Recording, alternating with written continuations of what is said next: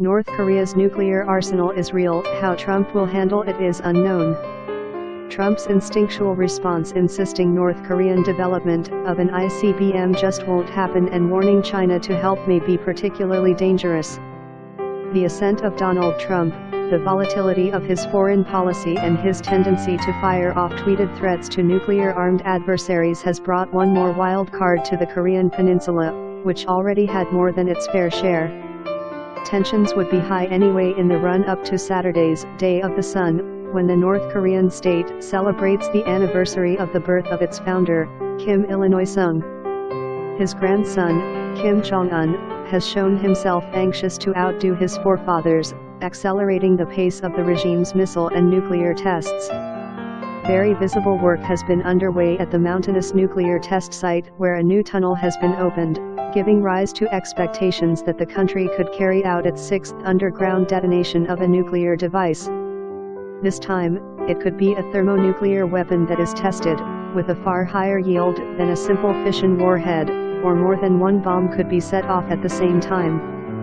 Alternatively, the preparations could be feint, intended to confuse and frighten the rest of the world, and Kim could use the grand military parade on the Day of the Sun to show off an intercontinental ballistic missile, ICBM, which the regime is seeking to develop and would be capable of reaching the west coast of the U.S.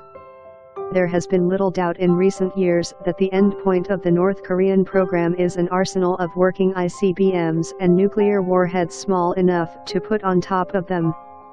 The dilemma of how to stop it reaching that goal is the hardest problem facing any U.S. administration, a point that Barack Obama repeatedly made to Trump during the presidential transition.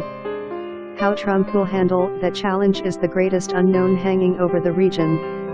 His instinctual response has been to bluster, mostly on Twitter, insisting that the North Korean development of an ICBM just won't happen and warning that if the Chinese did not do more to stop the forward march of Pyongyang's program, we will solve the problem without them. He has described U.S. naval deployments of aircraft carriers and submarines in the region as an armada, while his Secretary of State, Rex Tillerson, has declared that the Obama era of strategic patience is over. Rattling sabers is a particularly dangerous thing to do on the Korean peninsula. While the repercussions from a missile strike in Syria or the dropping of a giant bomb in Afghanistan can be contained, a preventative strike on North Korea could set off a chain reaction. In wargaming such a confrontation, U.S. military planners under Obama came to the conclusion that Pyongyang's most likely countermove would be demolish Seoul with its artillery lined up behind the demilitarized zone separating North and South Korea. The U.S. and North Korea have thus been stuck in a position of mutual deterrence, which has stopped the outbreak of major new hostilities but not prevented Pyongyang's steady advance towards the capacity to directly threaten the continental U.S., and Europe for that matter, with nuclear weapons. Trump seems to be hoping that by introducing some unpredictability into this static scenario, he can frighten the Chinese government into putting real pressure on Pyongyang. There are some signs that might be working, with hints in China's semi-official media that Beijing could tighten oil deliveries, North Korea's lifeline.